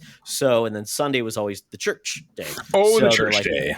Yes. So what can we do? And basically it also came with advertising laws were relaxed. So they were allowed to essentially fill that gap with cartoons. Sell all this shit behind me if you're looking with cereal, toys, everything under the sun. And a lot of those shows were toy lines that just became a 60-minute, a 30-minute cartoon advertisement. So, and I would say, 60s was the beginning of it, where you got shows, from Hanna-Barbera, kind of leaning in from Scooby-Doo and those type of things, to then what we were probably used to our shows. And then we saw typically, once again, ABC, CBS, Sunday morning. I think CBS was the first one that dropped it, maybe NBC as well. And then I think the last holdout was ABC. So, yes. And that was because essentially the Children's Television Act in 1990 basically created guidelines that had to be educational content for children, which meant more difficult. So that's why things shifted to cable, where you weren't restricted as much. So there we go. And the wild, wild west. Yeah, absolutely. Yep, absolutely. So that's kind of a little bit of history of Saturday morning cartoons, but we're here to talk about the infamous shows that, quite honestly, when you had little choice, you ended up watching, because it was like a bad show was between, you had two bad shows with maybe one good one in between. So you kind of like had nothing else to do. Yeah. Get your cereal. What else are you going to do? Read a book? I don't think so. Exactly. So it's hard to read a book while you're eating that cereal. You know what I mean? It's just like one hand. You were born in 76. I was born in 75. So we really didn't. Probably don't remember a lot of those cartoons from the 70s. But if we were thinking about 70s cartoons, there were some interesting ones that they talk about that did not age well, which a lot of them did go to syndication. So maybe you watched them on like Channel 50 or 66 or whatever. Right. So one of the first ones, Charlie, The Amazing Chan and the Chan Clan. Oh, God. Oh! So Charlie Chan was a Asian detective. I believe he was part of like movies. I don't know if there were actually book adaptations or what it was. I will tell you this, and for my mother was apparently a fan. We had what essentially boiled down to be a collected volume of comic strips, which I remember reading when I was one of the first things probably I ever read when I was a kid, because it had a big green cover, and I just remember watching this. And the one panel that stands out to me is somebody was walking beside a house and a bad guy threw a dagger from an upstairs window and killed him. It's a fragment of memory in my head from 45 years ago. I don't know. I don't have any other context. Yeah. In this one, basically Charlie Chan, actually was voiced by an Asian actor, but they actually redubbed all the other Asian voice actors with Caucasian actors. Great time. And of course they solved mysteries, because you know what? You need kids to solve mysteries. Apparently there were a lot more mysteries in the 70s than there are today. Cut them loose. Yes. All the big mysteries have been solved. Yes. Then we got Young Samson, also called Samson and Goliath. This is one of those horrible Hanna-Barbera action shows where, you got to love this, our titular hero, based on the biblical strongman, uses his super-powered bracelets, convert into a superhuman. And after that, he uses his bracelets to turn his pet dog into a laser-beamed eyed lion. Why to put all these? For nothing, Animal Cruelty Act would kind of put that down. I guess this is what. Well, Charlie, it seems like this kind of inspired Battle Cat. Where He-Man shot a beam at his, at Cringer and. I know, but Cringer didn't go around shooting people himself. That sounds super violent. So, oh boy, this one is pretty prissy. And if I can jump forward a little bit, sure. Super President. Yes, it's the opposite of what we have right now. Oh my goodness, this is great. The leader of the free world is also a masked superhero with mystique-like powers. It basically had they had subliminal buy me stuff ads throughout the broadcast. Oh my God. Which, yeah, that was a big part of it. Just we remember probably the commercials more than we do remember a lot of these shows too. And you're like, oh, that catchy theme song or that fun little bit. Yeah, yes. Right. Oh, I like this next one just very briefly, and this was live action. Imagine the fugitive for kids. Instead of Dr. Richard Kimball falsely accused of killing his wife, we have a German Shepherd dog falsely accused of biting his master for 2 seasons. This went on. What? I mean, the dog didn't even have any lines. And was he compensated? Was he compensated appropriately? That's the question. Yeah, and he just went around solving crimes as the dog may do, finding other families. Yeah, right. Oh, look, I found this bag of drugs. That's as much as a dog is going to do, right? Oh, I found your stash. That's about it, right? Oh, here we go. And this is one that's fun. The Hudson Brothers Razzle Dazzle show. Oh, my God. We did get some of these odd shows that were like live action, maybe variety. And this one is this family of brothers, I guess, who... and they had Dance Fever's resident DJ Freeman King, Resident Evil, and just like I guess they had one hit. Yeah, and it was just dumb. So there you go. You got that. But remember, like Sigmund and the Sea Monsters, those, there was live action stuff on Saturday morning too, not just cartoons. We got like Land of the Lost. We got those type of shows too. Yeah. Craft shows, Lidsville, and those weird shows that just made no sense. Oh my God. It was crazy. But yeah, I mean, since we can't really talk too much about the 70s, so we're going to get into the 80s. So the 80s, Charlie. Oh my goodness. Yes. And then, yeah, so we had basically, this article says 12 cartoons from the 80s no one will ever have nostalgia for. This is from Moto. I only feel like I can pick out one or two of these that I'm familiar with. Like the first one I've heard of, a bear called Kissy Fur. When a circus train derails, two performing bears escape into the swamp in Paddlecab County. And the Kissy Fur is the son of the big bear, and they have to navigate their way to freedom. And this went on for 4 years. 4 years. That's crazy. I did watch some Kissy Fur episodes, but yeah, once again, this was just a very much about a father and his son and kind of like mild hijinks. Dad was a paddle cab and there's gators. I'm like, I guess that was entertaining. I don't know who had the idea for this. Like, oh, kids will love this. I mean, boy, bears. Cute, I guess. Let's get cozy with bears. Yeah, the rest of these, I got to be honest with you. None of these are jumping out at me as ones I'm really remembering. There's a Ghostbusters, but it's not the Ghostbusters. Potato Head Kids was like, it was. I don't remember it being on Saturday morning, but I do remember it being like on like Channel 50, like weekday mornings when you're getting ready for school. There was like, this show and this show was like this block, and Potato Head Kids was apparently they thought, well, Mr. Potato's not that instrument, so interesting. So they brought out new toys. They were called Potato Head Kids, where they were just all kids and they had adventures, I guess. It was Hasbro. I mean, really, yeah, a lot of these shows they just need an excuse to make a commercial for 15 minutes where you would buy the toys, kind of like Shirt Tales or Glowworm had a cartoon, I think, even. It's just so odd. Well, the real juice is going to be when we get into this art that you shared back on the main flow. So you grabbed one from each network. And the first one is beautiful, and talk about a busy image, but there's a lot going on here. So this is from the 70s. I don't believe it's dated, or I'm going to say even early 80s, but this is from CBS. And we have 1, 2, 3, 4, 5 rows of shows. So from top left, and I don't know if you will be seeing these on the YouTube as well, but this was a long day to watch stuff, but this is 8 a.m. and this dropped on September 11th. But Sylvester and Tweety kicked off the day. Bugs Bunny and the Roadrunner had an hour block at 8:30. Then you get a Tarzan, Lord of the Jungle, with Tarzan. So what was happening at 9 o'clock? Was it the news? Because you got nothing at 9 o'clock, then 9:30 Tarzan's showing up. Well, no. The Bugs Bunny Road Hour thing was an hour, so it was 8:30 to 9:30. Oh, it just starts at 8:30. Yes. Okay. So then we get back to, I'm assuming, half-hour blocks. Even though in the corner it does say in the news. So, but it doesn't show when they sneak that in. Do they sneak? Maybe they're sneaking. What does it say there? Do they sneak in little bursts of news here and there? Probably. Through times throughout the morning. Yeah, there'll be news. There you go. And then at 10 o'clock and 10:30, you've got 2 live action shows, which are Shazam and ISIS. So Shazam was a horrible TV show. Those were, I watched a video on this. I think it was in my hotel room when we were in Chicago. I was watching a video about these. ISIS. There was an ISIS.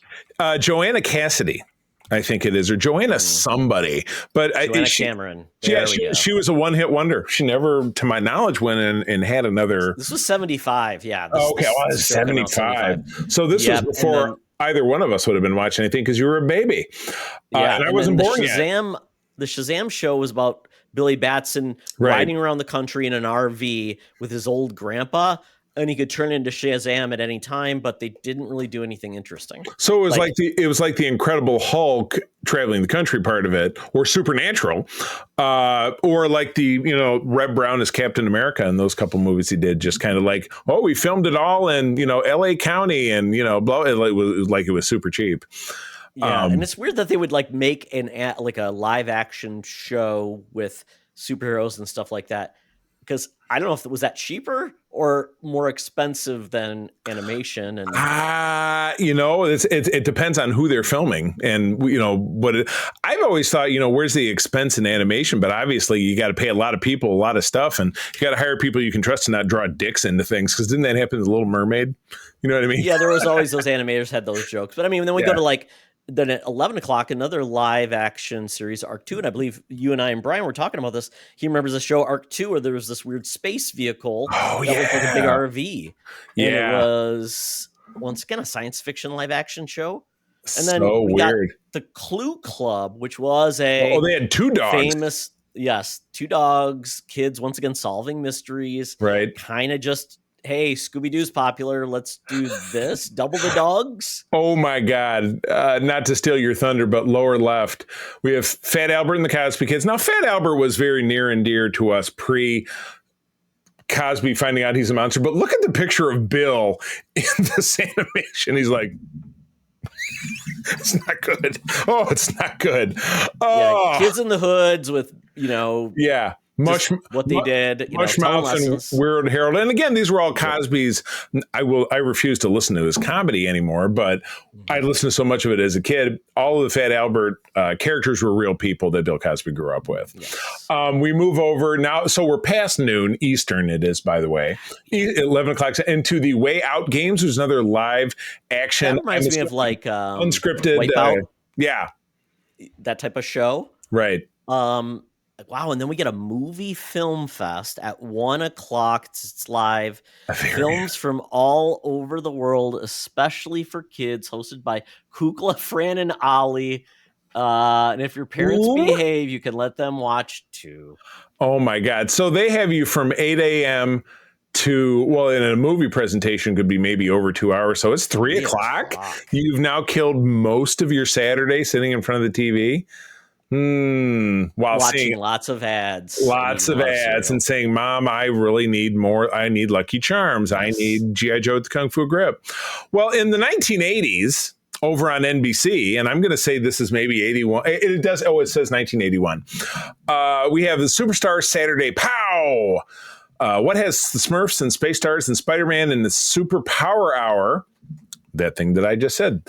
There's exciting new fun in 81 kicking off. Now, this doesn't have the times, but you can imagine it's not dissimilar. Flintstone Comedy Hour kicking things off. Flintstones. How many versions of the Flintstones did they have? When did the Flintstones come out? Remember, they come out when it was still black and white? Well, they came out like in the early 60s, I believe. Yeah. It was based on the Honeymooners. But this one, it was like, I guess there was a cave mouse in this one. Captain Caveman was not in this one. Oh, boy. There wasn't weird monsters that the Flintstones lived by. There wasn't they'd grown kids like the Pebbles and Bam Bam. Oh, God, that's right. So many stupid Flintstone cartoons. People kept watching them. Nobody cared. And this was the beginning of what is a sad property in this day and age, which is the Smurfs, because there was another Smurf movie this summer. I couldn't even watch the trailers for the latest Smurf movie. It looked so god-awful.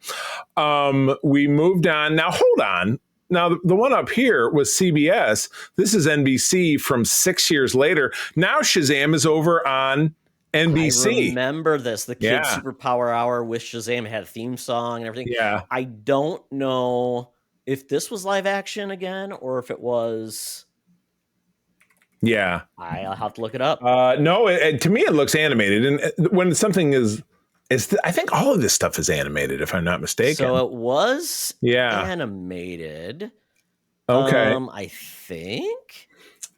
I'm just trying to find something that really gets into it. So it says teenagers can fly at Hero High. They're superheroes in training facing missions impossible on and off campus. Live action. This is live action. It looks horrible. Oh, wow. My God. I may have to find a video of this. Yes. Well, no, it says Filmation Associates. Very good. I always thought Filmation was animated. But anyway. Alan Oppenheimer is in this. He was a Star Trek guy. Lou Scheimer played Black Adam. Oh, my God. I got to find a trailer of this. Oh, my God. This is great. Moving on to Space Stars, where we did it. Now, these look kind of familiar. The little glob things that look like kind of like, it'd be like if you took Elmer's glue and blopped it out and it stood up straight. Yes. It's like the Shmoo. Was it the Shmoo? The Shmoo. Well, and Space Ghost. There's, crazy cosmic travelers zoom in and out of action. Space Ghost, the Herculoids, Teen Force, Astro, and the Space Mutt. So it's just, they just jammed it all together. And I mean, they took out they took old stuff, newer stuff. They just basically turned it into like we need 15 minutes of this. We'll take old stuff, put it in there, and it's like, okay. But most of these were just not what I would call like these more comedic and goofy shows rather than like, wow, it's something really cool and exciting. Bite your tongue, because the next program is Spider-Man and His Amazing Friends, correct? Which to me is a classic. Yes. I say that, and I watched one recently, and I was like, meh. Villains beware, Spider-Man is here, the world's most popular hero. I think that was kind of dubious at this. I don't think that was accurate at this point. Spins a web of excitement with brave Iceman and beautiful Firestar, a character created for the show, later introduced into the comics, into the X-Men, and became an Avenger and a new warrior, etc. Iceman, of course, being one of the original X-Men.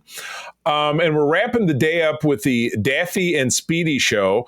Speedy Gonzalez being a very problematic character in this day and age. Yes. Yeah, that you don't want to talk about. And then Rocky and Bullwinkle. That's a property that I feel like has fallen off the face of the earth since there was a live action film in the early 2000s, and I feel like that's been it. Yeah, that's about it. And I don't know if these were just reruns. Once again, obviously the Looney Tunes. There was always someone showing Looney Tunes on Saturday morning, whether it was ABC, CBS, whatever. Because Warner Brothers didn't own a network, so they could show the stuff anywhere. Right. And then Bullwinkle was a throwback to the 60s, so that was brought back. So kind of weird. Funny that you should mention ABC, because our final pictorial before we get into the core shows that we chose to talk about, one of them actually gets covered here. So this is on September 10th, Kids Love Saturdays on ABC. And this is again starting at 8 a.m. and going to 11:30. These are times Eastern, and I do love how they have it an hour earlier, Central and Pacific. Sorry, Mountain Time. we don't care about you. And get it. In Atlantic Time, go fuck yourself. We don't care about you at all. So it started off with the reruns. Best of Scooby-Doo at 8 a.m. The Little Rascals and Richie Rich show. I feel like I've heard of this before. Animated. Richie Rich was never not animated before the 90s. They had, Richie Rich, I remember that cartoon, really thought was fun. Like Fiona, the robot, and all that fun stuff. And there was a Little Rascals animated show. So there you go. I was like, oh, kids love that 1930s live action show with it's the Depression. We can't find anything to eat. We're sleeping in the street. Yeah, it's good stuff. The next show I'll talk about a little bit more in depth in a minute. It was called The Monchi Cheese. More on that later. I can't believe we didn't touch on this, but this was the year, whatever year this was. I think this was 83, if I'm looking at the sidebar 83. Here. Yep. Pac-Man got his debut where he's both a guy wearing a brown derby hat, and he is also wearing a mask and a cape. Well, that was very thigh-high boots. Super Pac was different than regular Pac-Man, so it was their superhero in Pac-Land. Oh, okay. Save the day from the evil ghosts and Oberon, very good. The evil master of the ghosts. Really, Oberon? That's my summer drink. You know that. I love me an Oberon from they would have Bellsbury. Trees, and the whole thing was they were growing power pellets on trees, so the ghosts wanted them, and they powered everything. So there you go, Charlie. A little too much about. I did. For some reason, I tuned in and watched. But speaking of things that were topical that didn't age well, we had Rubik the Amazing Cube. So you have three kids holding onto a Rubik's Cube, which kind of has a face was an alien. It kind of has a face like E.T., but not really. Because he was an alien. The kids found him, and if you just like solved the Rubik's Cube, he did magical things for you. Yeah. And once again, it was based on a toy Rubik's Cube that they wanted you to buy. Exactly. Yep. We get down to the littles, which you and I were talking about this in the pre-roll. That is my least favorite expression that people use for children. But these were like rat things with tails. You see one that is kind of dressed like they belong in that Muppet Band. Doesn't that kind of look like Janice? The one who's the male? Yeah, I mean, they lived in your house. They were stealing things, fighting. I like it. hamsters, I guess. I don't know. They had adventures. Fighting hamsters with a knife. Puppies Further Adventures. There's no context to this one. There's no picture. Well, there's nothing. Puppies there with one had long ears, so I guess I see them now. like Dumbo. Oh, now I get it. Okay. I guess because it was the time when people loved Benji and all those shows that I found boring. Now you have a new Scooby. No, we talk a lot about Scooby-Doo over on the Facts Geek Life on our Patreon because my buddy Jonathan Snedeker is a big fan of Scooby-Doo. There was a new Scooby-Doo and Scrappy-Doo show at this time. So now we're up to Was this the intro to Scrappy, I assume, then? Oh, I wouldn't know. You know, it's possible. It's possible. The research drone would turn this out. And anybody who grew up in the 80s remembers Menudo, which gave us Ricky Martin. If you're from the 2000s, you'll know that. But yes, watch for Menudo on ABC. It gets a little fuzzy. So it's in between. Oh, there you go. It was in between Rubik and the Littles every week, and they just would do like music videos. Yeah, and Menudo was a band that was famous for having a member, chewing them up and spitting them out when they reached a certain age, and they would just bring in another younger kid, and they kept it, and it went on for a long time. I think and they did. They had a little dances and everything. They were more of a prefab boy band than even the Monkees were. You know what I mean? Just absolutely big time. So they were trying to break their way into broader America, right? And I remember some of those songs, but definitely not big in the U.S. Right. So we did pick 4 shows. We're not going to really talk too long because I hate to say it, these shows don't have a lot of depth. And I mean, Todd, you watched each one of these episodes. I did not because I'm like, you know what, I'm gonna. And then I did what I do when I'm making the notes for one of our Patreon shows. I helped myself to a little bit of Wikipedia, give you a little context, but I'll start because my first one I just mentioned, it was the Manchichis. In summary, the Manchichis are monkey-like creatures who live in the forest land of Manchia at the tops of very tall trees. Well above the clouds, the tribe's leader, Wizar, is a magical wizard who can make up spells and potions to defeat their enemy, Horg, and the evil Grumplins of Grumplore. It rolls right off the tongue. Yes, this was made to back up a line of stuffed toys released by Japanese company, Segunchi? I think maybe Corporation. Hanna-Barbera started in September of 83 as part of Manchichi's Little Rascals Richie Rich, replacing Pac-Man that had moved up. So actually, I'm very prescient to what we were just talking about. All right, Todd, you watched this entire thing. Yes. Right from the jump, I will say the theme song absolutely did not age well. It was a white guy kind of speaking in those steel drum rhythms and singing along. Just did not do it for me. So I was looking at trying to remember the names of all the characters, and it doesn't seem right, but that's okay. So the Manchichis is this group of little monkey people based on the little toys you found. They're kind of like they're the inspiration for Labubu is the best way to probably put it. They were very popular. Right. They're actually back again, but they would put their thumb in their mouth like a baby, I guess. Their tail. I was because I was watching the clips with April upstairs, and I said, I know that we had some around the house when I was a kid. I'm sure of it. Yeah, they were just very popular, very cute. People loved them, and of course, turned them into a TV show. But this was about these Manchichis who live in the trees, who are oh so soft and cuddly, because that's the name of the commercial. But it was basically, the theme song sounded like it was trying to be Jamaican, right? And it was like Manchichis mean happiness. It was very weird. And they're in a society where it looks like it's almost like Gilligan's Island level of technology, where it was bamboo and coconuts doing most of the work. They had a wizard whose name was Wizar. Right. And this episode was about him having his birthday. Right. So they're trying to make him a cake or whatever. They wanted to get him a case for his wand. So they had to steal it. And then nice. Great lesson for kids. I like it.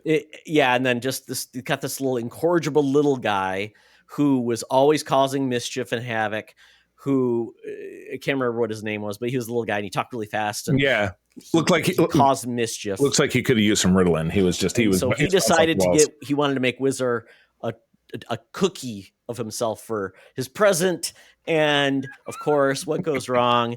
The Wizard is he's trying to do some things. He didn't notice his wand was gone, and then along the way, the wand accidentally turns the cookie Wizard alive, and he starts doing hijinks, kind of like think of like the gingerbread man, doing hijinks and things like that, which unfortunately causes Wizard to go through a midlife crisis, even though he's like 1,000 years old, and he leaves because he doesn't think he can do magic anymore. And so part of it is trying to get this cookie to stop doing crazy things and to find Wizard and make him happy again. So Charlie, they flew their little device and they went to find him, and he was living in a cloud. So they towed the cloud because Wizard did not want to do it. Yes. And he saved the day because he realized he was still useful. Oh my God. And that was a 24-minute episode, which was way too long. And I guess it wasn't very funny. I was good for 5 minutes, and that was ended in the scene in the kitchen. I thought, I got to squeeze in all 4 of these, and I don't want to give this thing 2 hours of my day. But so I'm glad you watched it. I mean, and it just seems like, yes, the good people, the Monchis went up to the trees in the sky, and the Grumplins are on the ground being grumpy, and there was no villains in this episode. It was just wacky hijinks. Oh, gotcha. Well, so we didn't really get to the core of the conflict. No, we didn't get the mythology. There wasn't with the canon. I'm sure it got developed over time, and then we got deaths and babies and. Oh my God! All right. Well, let me blast into talking about my second one here, as we're kind of running on time here. So I picked this one very off the cuff. I will admit, I haven't watched much of it, but this is based around one of my very favorite musicians. I'm telling Rick Springfield. You better not. Well, you stepped on my joke. Richard Springthorpe, who would be Rick Springfield.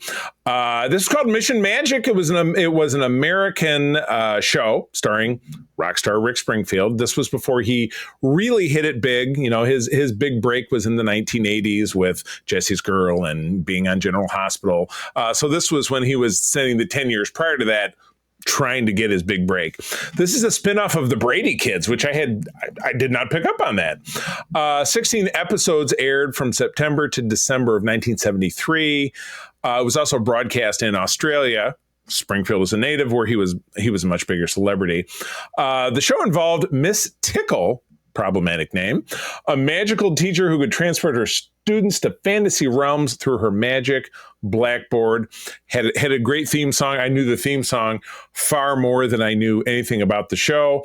I absolutely loved in the bit that I watched that Rick Springfield is speaking with a thick, almost comical Australian accent, where to listen to him speak, he's lived in this country for 50 years, so he does not really ooze Australian when he speaks, when you hear him. It's so weird because, like, my father-in-law, who's British, still has a very thick British accent. So it's like, I think he's kind of like Mel Gibson, same thing. Yeah, he no longer has an accent. He's just an actor. So it's turned it off. It's an exact. Yeah, right. You get a dialect coach and you say, get the Australian out of me, apparently.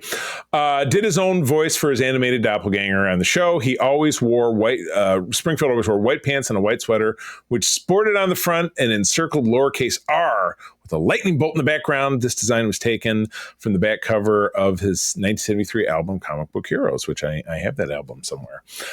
So that was the concept of the show. And yeah, I watched the first clip, and it was very much as we just described. They were chatting with Miss Tickle, and Rick was on one end of the line speaking in his Australian accent through a speaker box, and they end up going on a voyage to basically kind of a bizarro world kind of thing, where you got backwards. People are walking backwards, and they speak backwards. And Todd, where did the plot go from there?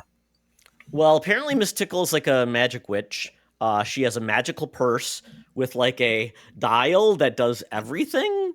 So she can she decided that she was going to say, well, we can't understand them. We're going to turn the dial to basically turn this whole society.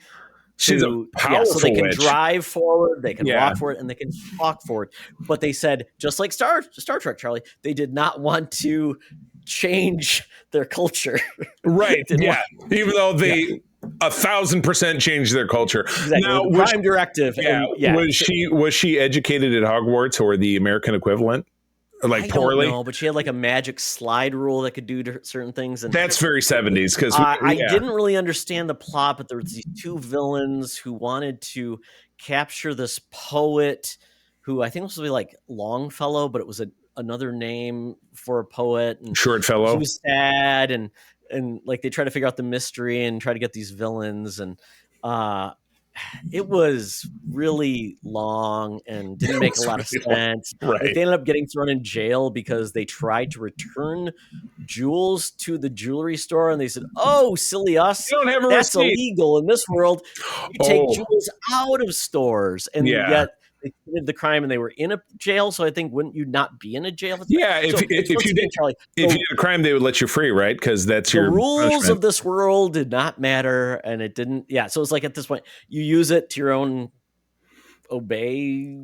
obedience of what you want the world to be. So I didn't understand this at all. Use it to your own And I don't obedience. understand why these criminals wanted to capture the poet, and they got Right. foiled. And we then found out why the poet was sad is because he won Best Poet of the Year, and because if you're sad, like crying, it's the opposite. So if you cry, you're happy, Charlie. My gosh, That was it. the tears go from the bottom to the top. And I don't know what the point of Rick Springfield was, but there was a cat mascot, and then Rick Springfield had an owl friend, and they There's were a just always lot. doing wacky things. And There was a lot. then it a lot ended with a happening. song where Rick Springfield sang a song about two rights don't make a wrong. And Oh, I know the spanking song. A baby. I know the song. And making a baby. Spanking Oh a my God. baby. Yeah. Oh my God. Now I'm not sure. All right, let's rip through these last ones pretty quickly here. Todd, these are yours. I'll read the summary and then you can take it over. Laverne and Shirley in the Army. The Invasion of the Booby Hatchers. Not touching that one. Animated television series Hanna-Barbera and Paramount in 1981 and 1982. Spun off of live action sitcom Laverne and Shirley. Now, was this after that show was over? Because I can't remember how long that ran. No, it was This is still going. There was the Still chance going. to kind of push people in that direction. Yep. So titular characters voiced by Penny Marshall and Cindy Williams, who are the star of the show. Loosely based on the two-part episode We're in the Army Now, in which Laverne and Shirley enlisted in the Army, and this is kind of taking it to the next step. This replaced Thundar the Barbarian on ABC during that time period. It was not canceled by ABC to make room for this show. Oh, I see. Good job for my us. God. Yeah. It was not as popular as the show it replaced. That's not a good sign. It's not good to replace something and be worse than it. Yeah, you're rolling the dice and you come up snake eyes. The series is set at Camp Fillmore, follows the comedic antics of Laverne and Shirley as privates in the Army. They wind up getting involved in clandestine escapades with their immediate superior, a pig named Sergeant Squealy, who is always threatening to report them or squeal to his superior, Sergeant Turnbuckle. So they're both sergeants, but I guess the other guy has another stripe. Probably an E6. Yeah, there you go. So we have an E5 versus an E6. The series aired for one season of 13 episodes in 81 and 82. Wow. Yeah, so I got the first part of it. I watched they were digging a ditch or digging their own graves. I don't know. And then they were quibbling about, well, we got to do what he says because he's a sergeant. Burr, burr, burr, burr, burr. So yeah, that was what I got. That's as far as I got. Well, Charlie, you missed all the fun because then basically Squealy ratted on them and told them they're being bad, and they had to then stand watch out of something that was covered in a tarp, and it said top secret. They're not going to tell them, of course. Top so Laverne and Shirley start looking, and guess what, Charlie? It's a rocket. So they end up getting inside the rocket, and things go awry, and they accidentally start the rocket, and it flies into outer space. Oh, I'd say the start of World War III. They shot it right at Moscow. Exactly, because the Army has a lot of just rockets hanging around. It's very easy to do. Anybody can operate, right? And these series, because Laverne and Shirley was set as a part of Happy Days in the 50s, early 60s. Right. So this is before we actually went into space. so John F. Kennedy obviously wanted this to happen. They're trying to tell us that an animated Laverne and Shirley were the first astronauts. Yes. So there wasn't and so according to where this went, they ended up getting stopped by aliens. And the aliens want to take things over. And Laverne and Shirley met a robot that granted thoughts wishes. So this is all in this one episode? Jeez. All in this one episode. And they ended up Shirley dressed up like one of the aliens that kidnapped them, and they didn't realize, obviously looked exactly like them. They stopped them. They caused hijinks, and they ended up sabotaging their ship. and they end up getting released. The rocket gets released, and they go back to Earth. So yeah, that happened. It's incredible. Totally reasonable, but I will give Penny Marshall and Cindy Williams props. Man, they were giving them all. I mean, they put a lot into the performance. Yeah, I'll give them props. I don't know how much they were getting paid, but I don't know whose idea it was to say, we're going to have a sergeant and it's a pig. No matter what they were getting paid, the guy who voiced the pig got paid more because it was the 70s. It was terrible. The pig sounded like a girl, but they kept on saying him. So who knows? Well, Sergeant Turnbuckle, he pulled up in a Jeep, and he definitely was an E5. So I felt like Squealy was wearing one stripe, which would just make him a private. So I think they didn't get their stripes right. Charlie, there's not a lot of attention to detail because Laverne and Shirley were privates too. But the last show is Fonz and the Happy Day Gang. Episode was called King for a Day. This is the first episode. And what I liked about this, both these shows, the intro kind of explained the plot. Basically, there's this spaceship that shows up with a girl named Cupcake. Loved it. Can travel through time and somehow Fonz, Richie, and Ralph Malph are the only three characters from Happy Days. But then they, of course, have a mascot dog named Mr. Cool. Why not? Kind of talks, kind of wacky. Yeah, and they go on adventures. Yeah, he's kind of talking. And It's weird. He kind of talking, kind of sassy. And they keep mentioning they got to get back to 1957 because they're traveling through time. Right. And they're lost in time. It's like Quantum Leap or Legends of Tomorrow. Yeah, exactly. So kind of like that. Yeah. So I'm assuming this was the first episode, or at very least there was one executed bit in the 5 minutes that I watched where they're in prehistoric times. They land on a brontosaurus's back, and the brontosaurus, which is of course a herbivore, tries to bite them, and he just bites himself because they disappear and bam.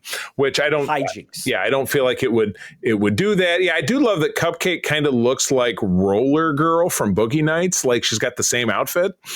And she was voiced by Dee Dee Kong. Okay. Dee Dee Kong from like the pink lady from Grease. Okay. I always swore that Dee Dee Khan and the Nana Visitor, who was Major Kira on DS9, I thought they were related or they were the same person. Because if you look at what's her face and then you look at Nana, I'm just saying, and I've talked to Nana. She's been on our show, so I don't know. I always had that misconception at that time. Dee Dee Khan was always the kind of geeky girl. Right. So this episode, they traveled prehistoric times. They ran into cavemen. Fonzie ran into a very horny cave woman. And it was Malf and Richie and Fonzie, all the same voices. So Ronnie Howard it was him. And then Don Most as Ralph Malf. So the actors from the show. Henry Winkler, all the actors were in on this. They must have been part of their contract or something. You're going to do this. I'm like, okay. And apparently they couldn't get Anson Williams or Tom, what's his name? Tom Bosley or the mom who was, and of course, Joni or Chachi. Well, less said about Chachi, the better. This was all about them landing. They got separated. So Malf and Richie got captured by the caveman, and Malf was turned into the king. And we find out why is because the caveman sacrificed the king to the fire gods. And so hijinks happen. Horny cave girl helps Fonz. Yes. And lots of hijinks ensue with Mr. Cool. He's always pulling gadgets out from somewhere. Like, oh my God. He's digging to find something, and he pulls out a bone that's the size of him. So he's very excited about the bone. And Fonzie fixes the spaceship by kicking it or hitting it. Right. And Mr. Cool screws up and they end up crashing. Kind of like think of like the TARDIS getting screwed up. Right. Like has a mind. Right. And again, this ran for a year. So basically 2 seasons. Because you assume it would, if it ran from, November to May, and then it went off and then they came back on. So and contemporaneously with the regular program that was a huge hit on ABC at the time. So correct. I mean, This was like, I mean, a lot of shows did this. They had animated spin-offs and things like that. I mean, Alf had an animated series. You come at them a different way. Of them. Yeah, you didn't get, I mean, it would just be like, I'm trying to think of like a show that would be like similar to like Mr. Even the A-Team, Mr. T got a spin-off, which is so weird. You just don't see that anymore. Right.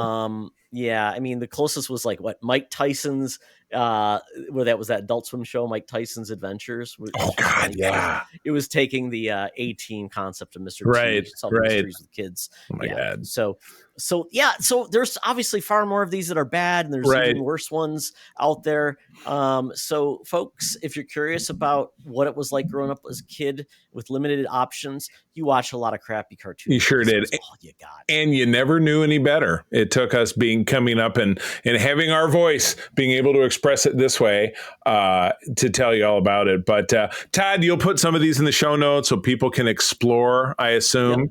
That would be great. Good deal. All right. Well, that's the show, folks. This has been a ton of fun. And again, this was our penultimate adventure. Secret Friends is morphing into something a little bit different, but we are going to be back next week to wrap up the summer movie wager. We're bringing back our friend John, who was with us when we started it all. But this has been a blast. It's been amazing. It's been a good time. So Todd, currently, where do people find you out there? They find me at Todd Oxtra on the Blue Sky, and then at Todd Oxtra with the dot in the middle, probably, or no, T Oxtra on the Instagram, Facebook, and Threads. So find me there for current and new information. He'll be there. And as always, I am available on Blue Sky, Threads, and Instagram as at the C3, TheCeeThree. I will be stepping into the Gulf to work a little bit more with our Secret Friends Unite Instagram. And then I will be starting the Secret Friends Unite TikTok at some point, where I hope to do your man on the street talking about current stuff this show was on. That thing is happening. Look for that in the next several weeks. That's a commitment I'm making. But also, our Secret Friends Unite Discord is strong, and to me, one of the best places around to have fun, safe conversations about geek culture and pop culture at large. If you're a Discord person, find us there. If you don't, send one of us a social note. We'll send you a link, and we'll welcome you into the family. But that's been our show. Friends, thank you as always for joining us. I'm going to tell you that sharing is caring, and to keep on trucking. Be the hero, not the villain. In a truck. Mr. Cool, not so cool. This podcast is part of the Secret Friends Unite podcasting network, available on Apple Podcasts, Spotify, and podcast services around the galaxy, as well as video on our YouTube channel. You can support Secret Friends Unite by becoming a Patreon member, get bonus programs and more over at patreon.com/secretfriendsunite. Join our Discord community for even more discussions on all things geek. For all the latest updates on Secret Friends Unite, make sure to follow us on Threads at secret.friends.unite and visit secretfriendsunite.com. Find our merchandise at TeePublic and Redbubble. Thanks for listening, and may the Force live long and prosper.